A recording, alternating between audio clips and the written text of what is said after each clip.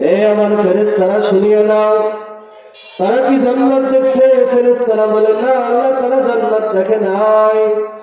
তারা কি জাহান্নাম দেখছে? বলে না আল্লাহ, তারা জাহান্নাম দেখে নাই। এ আমার ফেরেশতারা, তারা কি কবরে আযাব স্বচক্ষে দেখেছে? ফেরেশতারা বলে না আল্লাহ, তাও দেখে নাই। আল্লাহ তাআলা ফেরেশতাদেরকে প্রশ্ন করে, আমার ফেরেশতারা, তাহলে কেন তারা ওই সচিবাড়ি মাহফিলের মধ্যে বসে যায়? ফেরেশতারা আল্লাহ রাব্বুল আলামিনকে বলে, ও মালিক, তারা জান্নাত দেখে নাই, জাহান্নাম দেখে নাই, কবর আযাব দেখে নাই, কিন্তু মালিক রে, তোমার বড় ভয় পায়, তোমার বড় মহব্বত করে, রাসূলের বাণীগুলো বিশ্বাস করে। আর রাসূলের বাণীগুলো বিশ্বাস করার কারণে তাফসীর মাহফিলের মধ্যে বসে যায়। চিৎকার মেরে বলুন আল্লাহু আকবার। ও মুসলমান বান্দা, আল্লাহ রাব্বুল আলামিন ডাকতে বলে, আমার ফেরেশতারা যাও, তাদেরকে সুসংবাদ শোনায় দাও, যারা আমি আল্লাহ রাব্বুল আলামিনকে দেখে নাই, জান্নাত দেখে নাই, জাহান্নাম দেখে নাই, যারা আমাকে মহব্বত করে মাহফিলের মধ্যে বসে গিয়েছে, আমি আল্লাহ রাব্বুল আলামিন বলে দিলাম গো, আমি আল্লাহ তাআলা বলে দিলাম তাদের জীবনের সমস্ত সগীরা গুনাহ আমি আল্লাহ তাআলা মাফ করে দিলাম। চিৎকার মেরে বলুন আল্লাহু আকবার। ও মুসলমান বান্দার জীবনের সগীরা গুনাহগুলো মাফ হয়ে যাবে, কবিরা গুনাহগুলো তাওবা ব্যতীত মাফ হয় না। কিন্তু কোন বান্দা যদি এইরকম মাহফিলের মধ্যে আসিয়া আখিরি মুনাজাতের মধ্যে দুখানা হাত উত্তোলন করিয়া মালিকের কাছে কামনা করে দেয়, আল্লাহকে আল্লাহ বলে ডাক দেয়, আমার মালিক আল্লাহ তাআলা বলেছে, যেই বান্দা আমার কাছে তওবার মতো তওবা করবে, আমি আল্লাহ রাব্বুল আলামিন শুধুমাত্র সগীরা গুনাহ নয়, আমি আল্লাহ রাব্বুল আলামিন তার জিন্দেগীর সমস্ত কবিরা সগীরা যত রকমের গুনাহ আছে প্রত্যেকটা গুনাহ মাফ করে দিয়া নিষ্পাপ বানায়া বাড়ির দিকে পাঠায় দেব। চিৎকার মেরে বলুন আল্লাহু আকবার।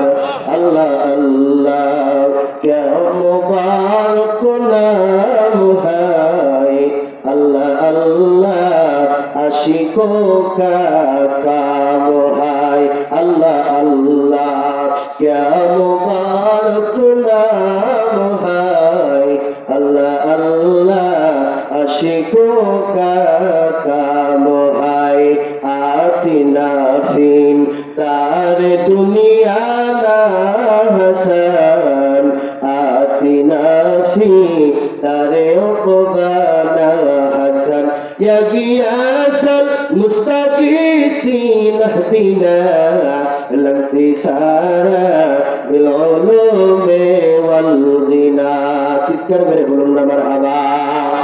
মুসলমান বান্দা, আমি আল্লাহ রাব্বুল আলামিনের কুরআনুল কারীম থেকে সূরাতুল মারইয়ামের 33 নম্বর আয়াতে কালিমা তিলাওয়াত করেছে। আল্লাহ রাব্বুল আলামিন বললেন, ও দুনিয়ার মানুষ, তোমরা শুনিয়ে নাও আল্লাহ তাআলার কোরআনের বাণী। আল্লাহ তাআলা বলেন, ওয়াসসালামু আলাইয়া ইয়াওমা বুলিদতু ওয়া ইয়াওমা আমুতু ওয়া ইয়াওমা উবআসু হাইয়া। চিৎকার মেরে বলুন আল্লাহু আকবার। আমরা সূরা মারইয়াম একজন মেয়ের নামে, একজন মহিলার নামে আল্লাহ তাআলা একটি সূরা নাযিল করেছেন, বলুন সুবহানাল্লাহ। মারইয়াম আলাইহিস সালাতু ওয়াস সালামের একজন ছেলে, যিনি ছিলেন আল্লাহ রাসূল, আল্লাহর নবী, ওনার নাম হলো হযরত ঈসা পয়গম্বর আলাইহিস সালাতু ওয়াস সালাম। সম্মানিত হাজিরিন, পৃথিবীর মধ্যে 4টি সন্তান যিনি ভূমিষ্ঠ হওয়ার পরে আল্লাহ তাআলার হুকুমে কথা বলেছিলেন। কয়টি সন্তান? 4টি সন্তান। তার মধ্যে হযরত ঈসা পয়গম্বর আলাইহিস সালাতু ওয়াস সালাম। ঈসা তিনি বাবা ছাড়া একজন কি ছেলে।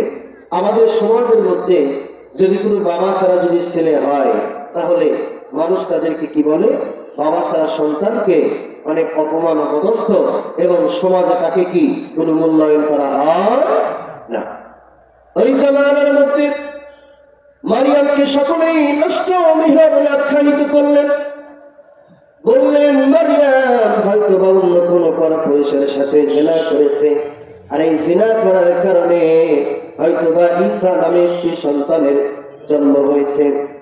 এই কথা যখন বললেন, আল্লাহ রাব্বুল আলামিন হযরত ঈসা পয়গম্বর আলাইহিস সালাতু ওয়াস সালামের জবান করে দিলেন ছোট্ট বাচ্চা।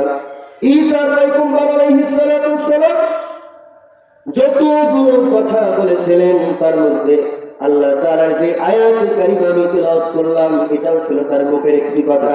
ঈসা পয়গম্বর আলাইহিস সালাতু ওয়াস সালাম যত কথা বললেন তার বাবা সম্পর্কে, মা সম্পর্কে,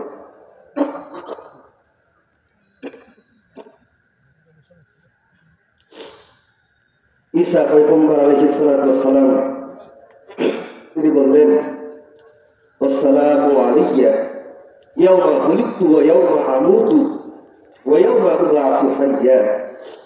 ঈসা পয়গম্বর আলাইহিস সালাতু ওয়াস সালামের জন্মের পরে মানুষ তাকে অপবাদ দিল। আল্লাহ তাআলা তার জবানের মাধ্যমে ঈসা পয়গম্বর আলাইহিস সালাতু ওয়াস সালামকে শান্তি দান করলেন। মানুষেরা সকলেই বিশ্বাস করলেন যে না, এই ঈসা মূলত কোনো কারো অবৈধ সন্তান নয়, আল্লাহ তাআলা রহমত দিয়ে আল্লাহ তাআলা এই সন্তানকে ভূমিষ্ঠ করেছেন। সুবহানাল্লাহ।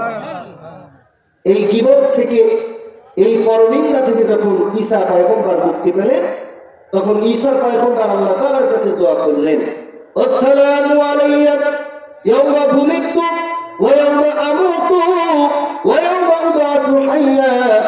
ওগো আল্লাহ, আমি শুধু জন্মের সময় আপনার কাছে শান্তি প্রার্থনা করি না, আমি আপনার কাছে আমার মৃত্যুর সময়ও শান্তি প্রার্থনা করি, আমি আমার হাসরের ময়দানেও আপনার কাছে শান্তি প্রার্থনা করি। কয়টি দোয়া করলেন? 3টি দোয়া করলেন। মনোযোগ দিয়ে শুনবেন। প্রথম নাম্বার, জন্মের পরে অপবাদ নিয়ে এসেছিল, আল্লাহ তাআলা অপবাদ মুছে দেওয়ার পরে ঈসা বললেন, আপনি আমাকে জন্মের সময় শান্তি দান করেছেন, আমি আপনার কাছে দোয়া করি, মালিক রে, আপনি আমাকে মৃত্যুর সময়ও শান্তি দান করবেন। মৃত্যুর সময় আপনি আমাকে মৃত্যুর সময়ও শান্তি দান করবেন। শুধুমাত্র তাই নয়, ওগো মালিক, শেষ দিবসেও আপনি আমাকে শান্তি দান করবেন। ঈসা পয়গম্বর দোয়া করলেন কয়টা? 3টা। আমাদের যখন ছেলে মেয়ে হয়, ছেলে মেয়ে হওয়ার আগেই আমরা কি করি? বাচ্চার যেন কষ্ট না হয়, বাচ্চার কষ্ট যেন কম হয়, এই জন্য আমাদের বিবিদেরকে আমরা হসপিটালে নিয়ে যাই। বাচ্চা হওয়ার যে ডেট, তার থেকে 7 দিন আগে মেডিকেলে নিয়ে যাই, ঠিক কিনা? কি জন্য নিয়ে যাই? বাচ্চার যেন একটু কষ্ট কম হয়, বাচ্চার যেন কষ্ট না হয়, সেই জন্য মার শরীর কেটে বাচ্চা বের করা হয়, অর্থাৎ মাকে সিজার করা হয়, বলুন ঠিক কিনা? ঠিক। আমরা বাচ্চার যেন কষ্ট না হয় সেই জন্য সিজারের ব্যবস্থা করি, বাচ্চার যেন কষ্ট না হয়, বাচ্চার যেন কষ্ট একটু কম হয়, ছোটবেলায় বাচ্চাকে আইসিইউতে রাখা হয়, বাচ্চার যেন একটু কষ্ট হয়, কষ্ট যেন কম হয়। কিন্তু মুসলমান, বাচ্চার জন্মের সময় আমি আমার বাচ্চাকে শান্তি দিলাম, কিন্তু আমার এই বাচ্চার মৃত্যুর সময় যেন কষ্ট না হয়, এই চিন্তা আমি করলাম না। এই চিন্তা যদি আমি করতাম, তাহলে আমার বাচ্চাকে কোরআনের শিক্ষা দিতাম, বলুন ঠিক কিনা? ঈসা আলাইহিস সালাম নিজের ব্যাপার বললেন, আমার জন্মের সময় আমাকে আপনি শান্তি দান করলেন, আমার মৃত্যুর সময়ও আপনি আমাকে শান্তি দান করবেন। আমাদের সমাজের মধ্যে আমরা যারা আছি, আমরা এই দোয়া করি না। বাচ্চার শান্তির জন্য সিজারের ব্যবস্থা করলাম, কিন্তু বাচ্চা যেন আল্লাহওয়ালা হয়, মৃত্যুর সময় যেন বাচ্চার কষ্টটা কম হয়, এবং হাসরের ময়দানে আমার এই পুত্র সন্তানদের নাজাত পায়, এই চিন্তা আমরা কেউ কখনোই করি না, বলুন ঠিক কিনা? মুসলমান ইমানদার, মৃত্যুর যন্ত্রণা এতই কঠিন হবে, এতই কঠিন হবে। মৃত্যুর যন্ত্রণার কথা যদি একবার চিন্তা করেন, তাহলে দুনিয়ার মধ্যে কত কিছুই আমরা করি, এত কিছু করতে পারতাম না। নবীজি সাল্লাল্লাহু আলাইহি ওয়াসাল্লাম বলেছে, যেই বান্দা প্রত্যেকদিন কমপক্ষে 20 বার মৃত্যুর কথা স্মরণ করবে, আল্লাহ রাব্বুল আলামিন ওই বান্দার মৃত্যুটা সহজ করে দিবেন। চিৎকার মেরে বলুন আল্লাহু আকবার। মুসলমান ইমানদার, আমরা সর্বদাই তিনটা চেষ্টা করব, তিনটার মধ্যে দুইটা হলো ইম্পর্টেন্ট। প্রথম নাম্বার হলো মৃত্যুর সময় কিভাবে আমাদের কষ্টটা কম হবে, এই চিন্তা আমাদেরকে করতে হবে। দ্বিতীয় নাম্বার হলো কিয়ামতের ময়দানে কিভাবে আল্লাহ তাআলার জান্নাতের ফয়সালা হাসিল করা যাবে, এই দুইটা চিন্তা সর্বদাই আমাদেরকে পৃথিবীতে থাকা অবস্থায় করতে হবে। বলুন ঠিক কিনা? মৃত্যু যদি আমার কঠিন হয়ে যায়, আমার কবরের জীবনটাও কি হয়ে যাবে? কঠিন হয়ে যাবে। আমার কবরের জীবন যদি কঠিন হয়ে যায়, তাহলে আমার হাসরটাও কঠিন হয়ে যাবে, আমি জাহান্নামী হয়ে যাবো। বলুন ঠিক কিনা? সবারই তো হাজির একটু চিন্তা করতে হবে দুইটা, একটা হলো মৃত্যুর যন্ত্রণার চিন্তা করতে হবে, আর কিয়ামতের ময়দানে আমার বিচার